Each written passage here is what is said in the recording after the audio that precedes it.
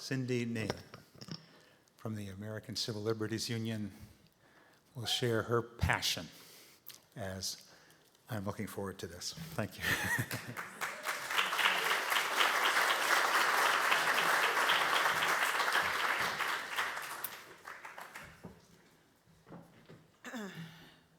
Hi. I'm not here representing the Civil Liberties Union. I'm here as a person who made a life change to be more active in it. I'm here to talk about actually the concentration camps. As you might imagine, it's not going to be a pretty discussion. So what I'd like you to do first, because this will make your brain feel a little bit better for real, this is real science, is to reach next to someone and give them a hug or a squeeze or a kiss. So I wanted you to do that, and I wanted you to understand how important that was. So the first question that was asked of me was, Cyndy, we know you're Jewish, but do you have any folks in your family that perished in the Holocaust? And I said, there's probably not a Jew in America that you can ask that question of, and they won't tell you, of course. So for me, it was my parents. My mom and my dad were born here. Their parents came over. I know on my mother's side they came over legally. I never asked my dad that question. I didn't know to ask it because I didn't know it mattered. I thought people just came. But as I grew up, I learned other things. I remember when I was a little girl, I was maybe in 4th or 5th grade, and I went to my girlfriend's house, and her father had his shirt sleeves rolled up, and he had numbers. And I started to ask him what they were about, and my girlfriend grabbed me and said, don't ask that. And I said, okay, and he rolled his shirt down. He knew exactly what had just happened. So that's a personal experience I want to share with you, but I want to tell you the historical. And I want you now to go to a different place, which is, as I tell you the story, I want you to think about things that are going on in America. I'll just say it that way, okay? So a lot of people think the Holocaust was all about gassing in gas chambers. And that wasn't the Holocaust. The Holocaust started right after the end of the First World War. I'm not going to take you through all the grin and glory, but as you know, there were horrible sanctions put on Germany, and it didn't allow their country to grow while the rest of Europe was growing and the rest of America was growing, and it was a hot time in the Old Town Tonight everywhere, and then suddenly 1929.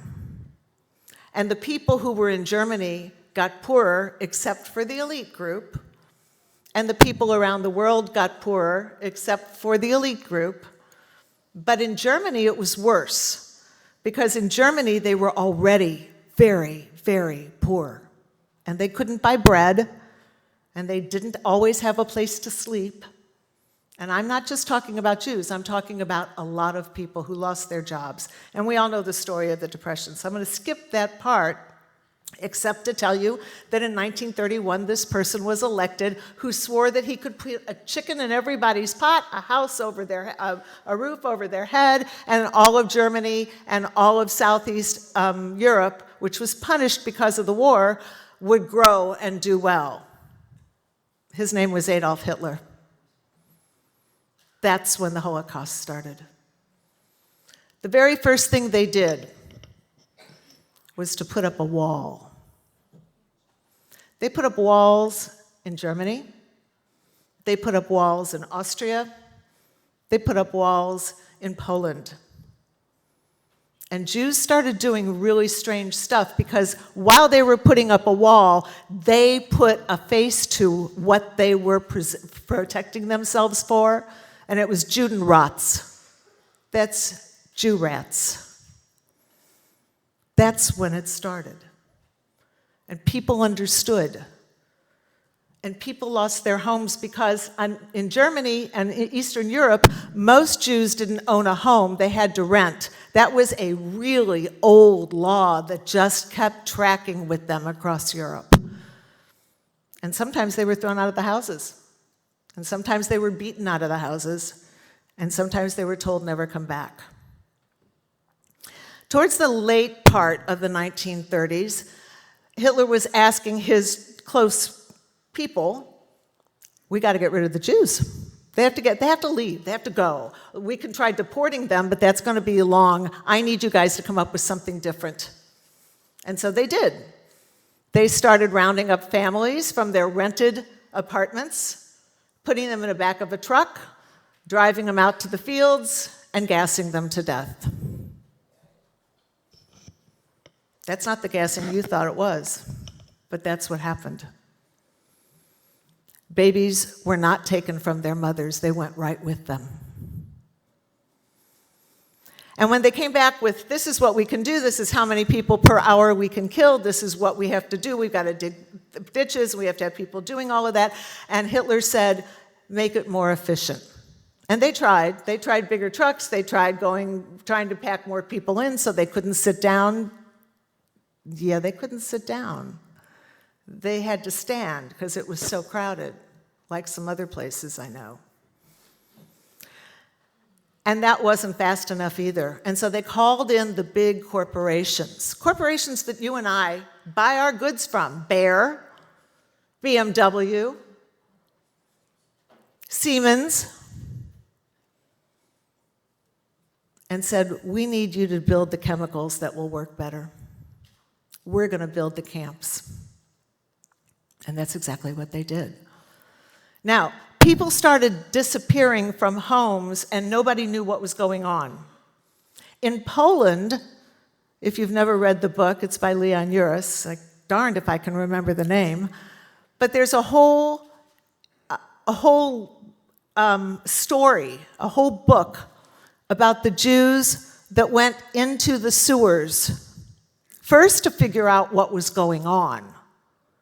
And later, there were a couple of dozen that went there to be the resistors in Poland. They were gassed.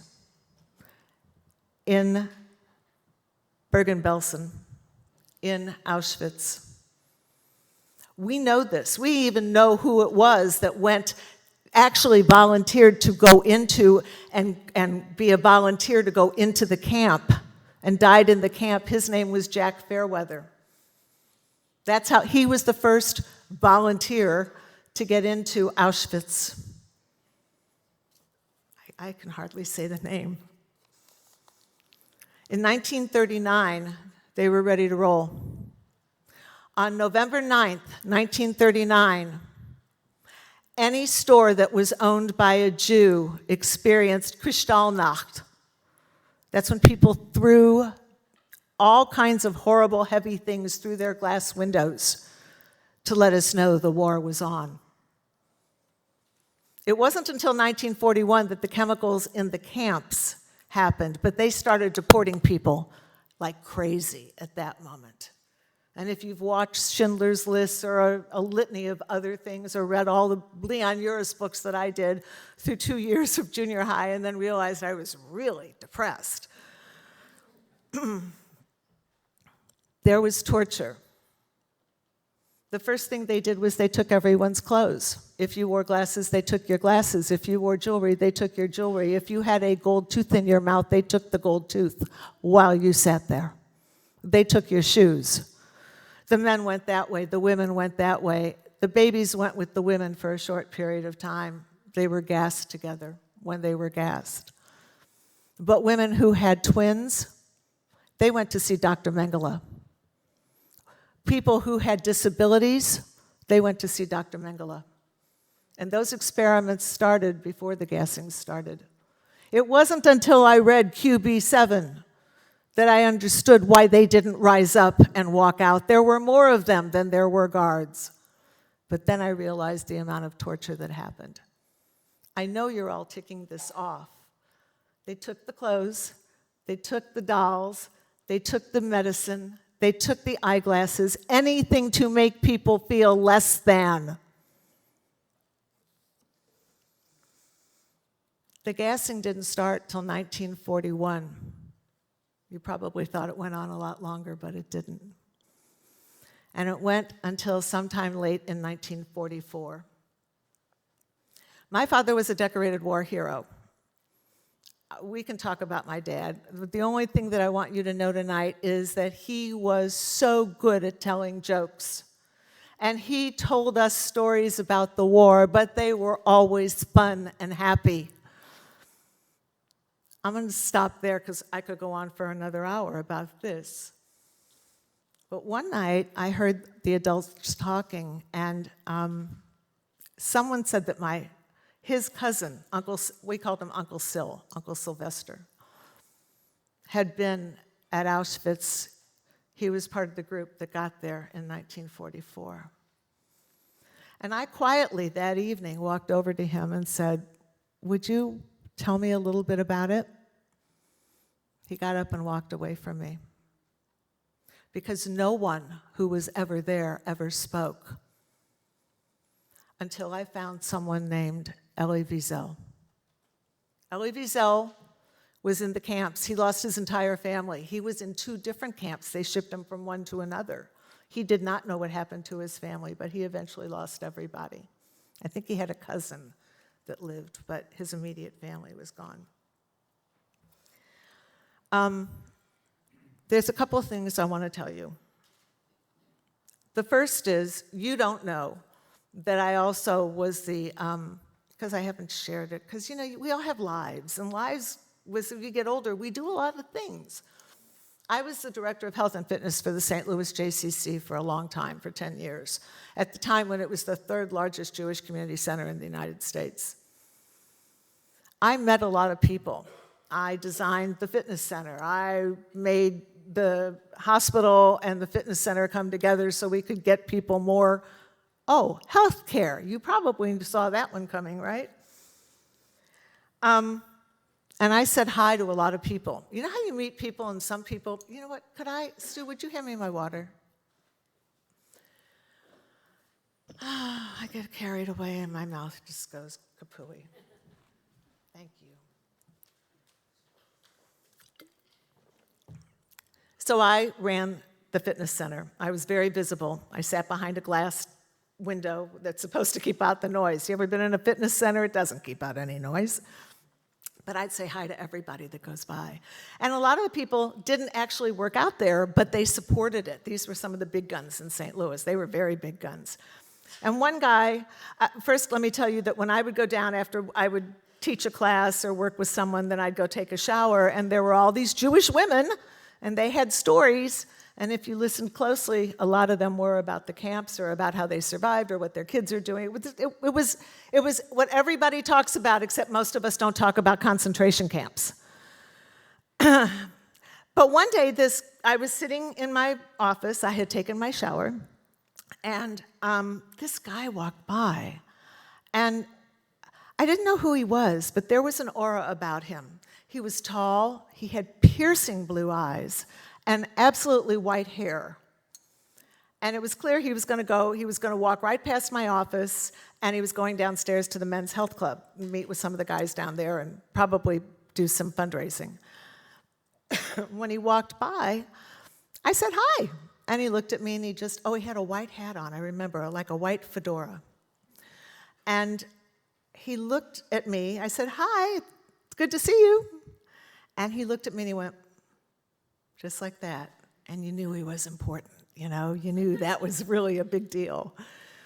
And when he was out of range of hearing, I went to someone and said, "Who was that?" And they said, "You don't know who that was?" And I said, "No." And they said, "You who tells everybody in the whole world that you're Jewish and la, la, la, la, la, and you don't know who that was?" And I said, "No." And they said, "That was Whitney Harris. He's a big contributor. Go look him up." In 2010, Whitney Harris, the last living prosecutor at the Nuremberg trials, died.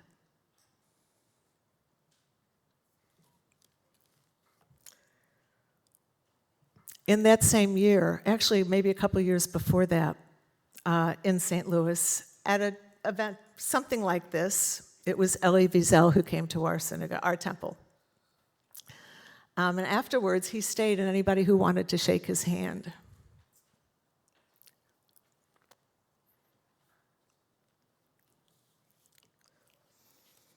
Elie Wiesel said,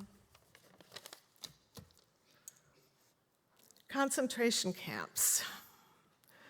We must take sides.